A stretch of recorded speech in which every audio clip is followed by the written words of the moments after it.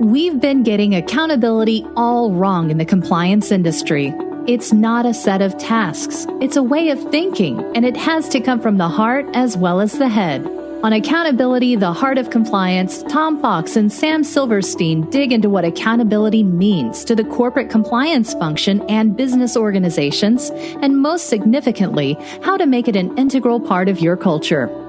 Accountability, the Heart of Compliance is a production of the Compliance Podcast Network.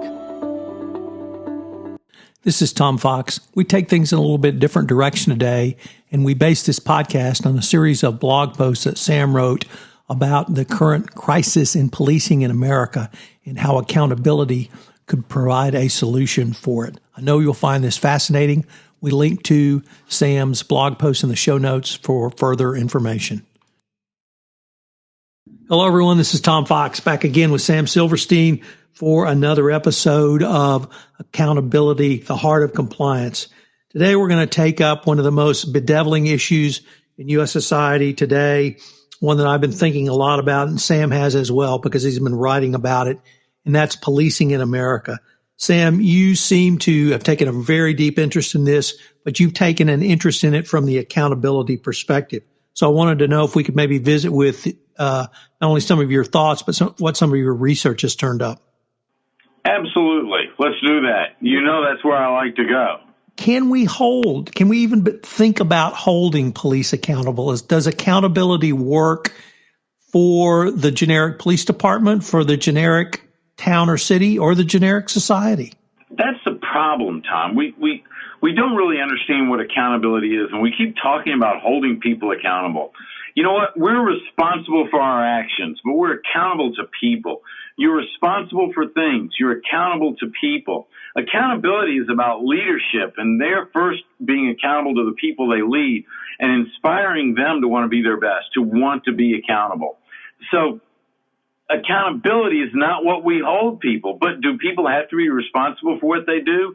You bet they do. And you say, well, maybe, Sam, you're just mincing words here. You're slicing it thin, whatever. No, that's the problem. When we start mixing the word responsibility and accountability, we lose sight of what it really is. And when leadership decides that they're going to be accountable to the people that they lead and serve in this case, then things change because all of a sudden leadership sees people differently. They commit to them differently, and they get a different result.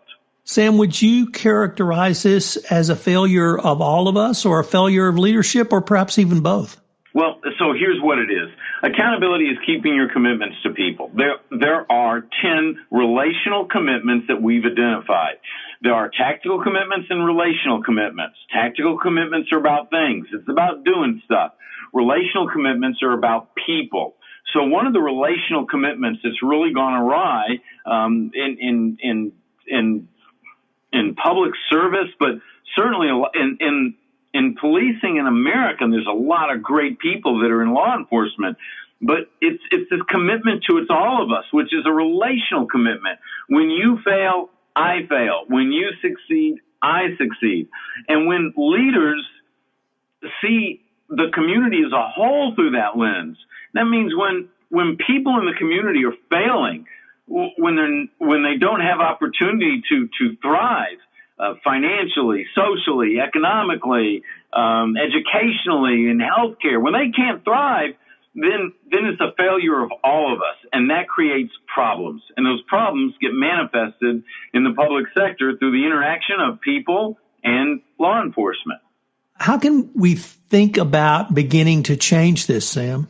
Well, I think it starts with thinking about people. You know, how do we create an environment where people are valued? All people, not just the people that live on this side of the tracks, not just the people that, you know, have the six-figure jobs. All people.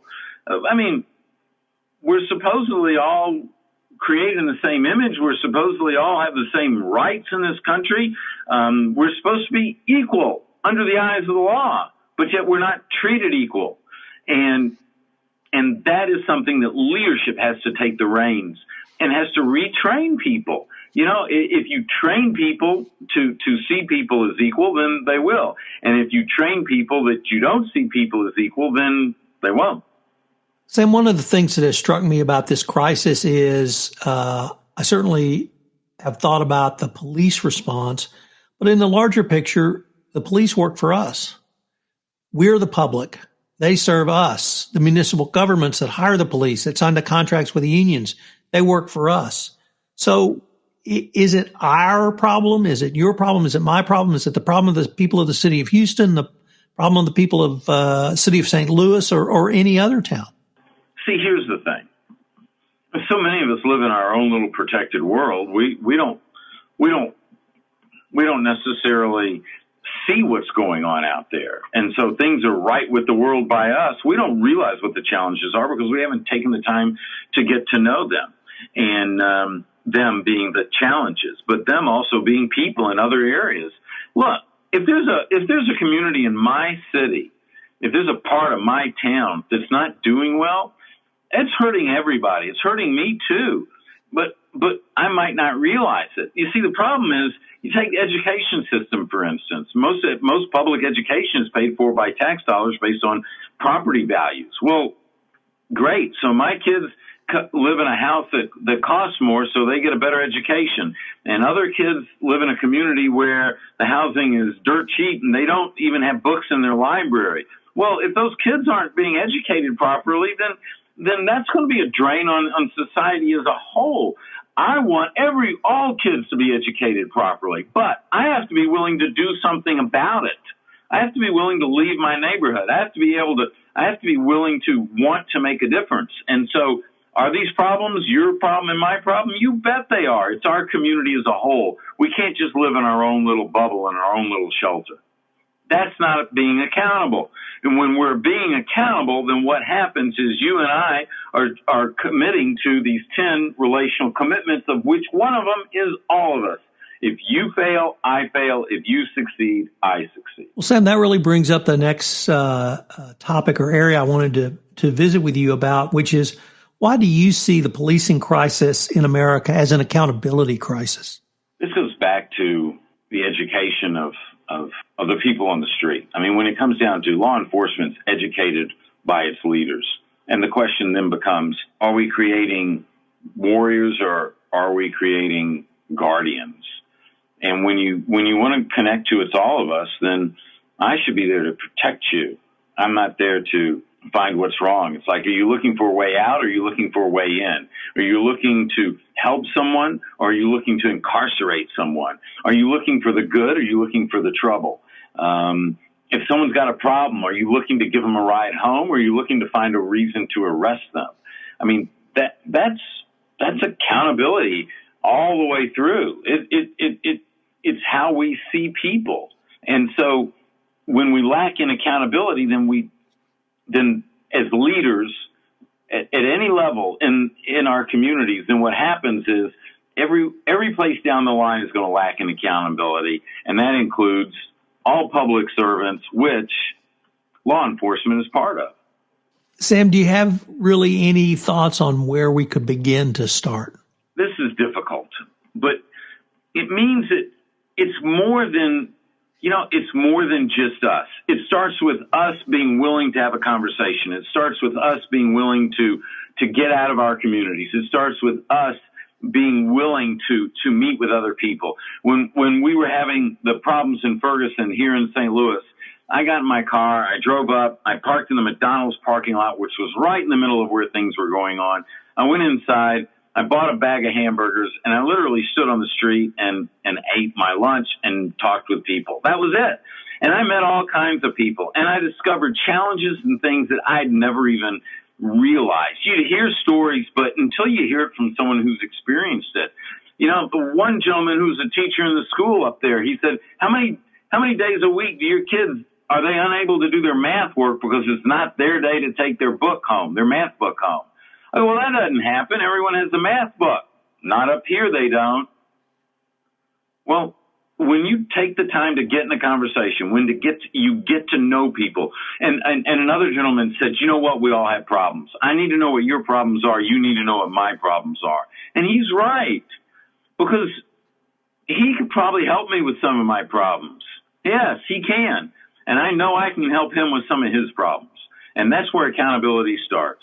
Accountability starts when we realize that it means keeping our commitments to people, and those commitments are relational commitments that, quite frankly, we never even have to verbalize. You don't, but you need to live them if you want to be accountable. Accountable as an individual, accountable as a member of community, accountable as a leader, accountable in law enforcement.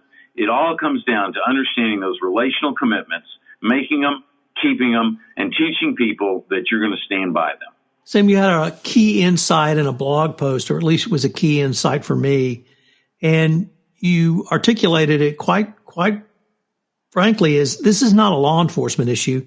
It's an organizational culture issue. So I wanted to maybe start with, why do you see what we perceive to be a law enforcement issue as really a much broader cultural issue? Well, because here's what it comes down to. It comes down to what are these law enforcement individuals taught when they put them out on the street. Because like I said, there are a lot of great people in law enforcement, by far and away more good than bad. Fortunately, you turn on the news, you don't see you don't see all the good, but the bad sure does show up real quick. And so that's what news wants to wag under our noses. But here's what it comes down to.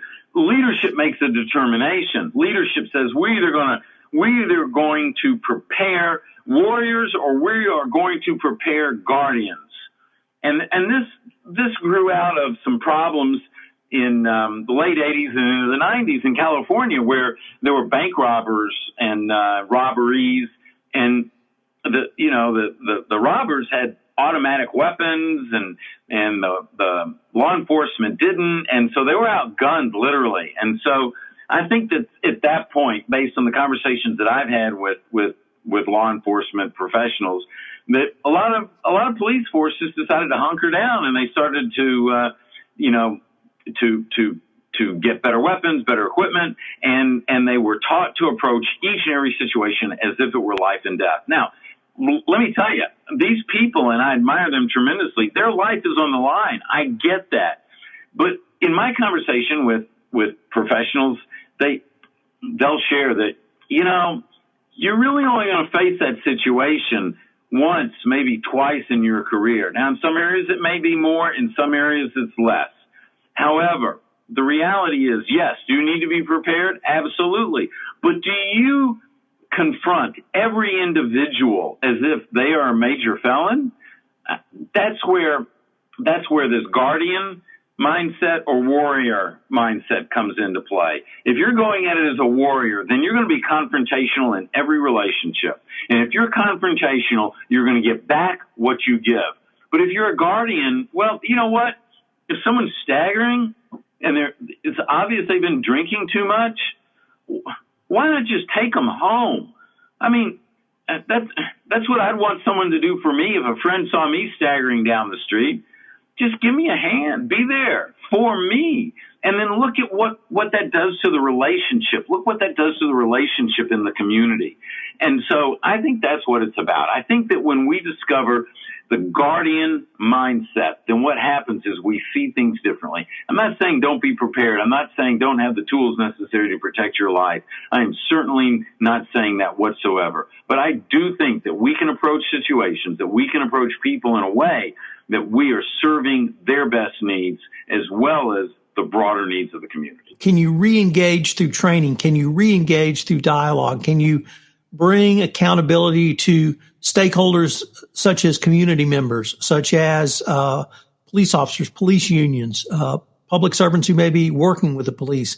Can you have that dialogue with multiple stakeholders? Well, that's what it takes. It takes bringing everyone together. It takes leadership in this community. It starts with the mayor's office. It starts with the police chief or whatever the law enforcement organization is, whoever's at the top of that organization. And you mentioned it starts with the unions that our law enforcement officers are members of, and the law enforcement officers themselves. It has to cascade down through everyone. Everyone has to get on board and say, you know what? We can be better. We can do this differently. We can serve at a higher level. And, okay, this is going to sound crazy, Tom, but what's the expression that our grandmothers used to tell us? You attract more bees with honey. Yeah. Why not contribute to the relationship in the community rather than erode the relationship in the community? And I think that's what it comes down to. You know, it's like, be there to give a helping hand. And when law enforcement is there to give a helping hand, they build relationships, they build dialogue. And then what happens is the people in the community realize that law enforcement is there for them, not there against them. And now you become a friend. You become an ally, not a foe. Now, what happens when friends get together?